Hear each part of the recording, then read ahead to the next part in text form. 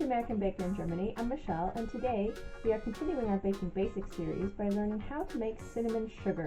I've discovered that people actually buy it, and I'll show you how easy it is to make it. Let's get started. It's really easy. You start with 1 cup or 200 grams of white sugar and add 2 tablespoons of ground cinnamon. Obviously, this container of cinnamon didn't have that much left in it. I got a new container of cinnamon to get the whole 2 tablespoons.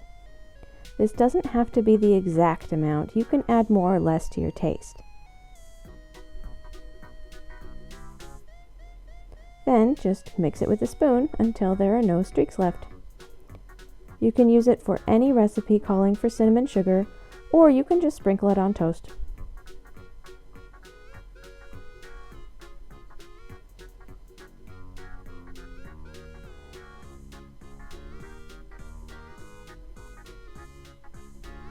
I hope you enjoyed the tutorial today and it helps you make your own cinnamon sugar so you never have to buy it again.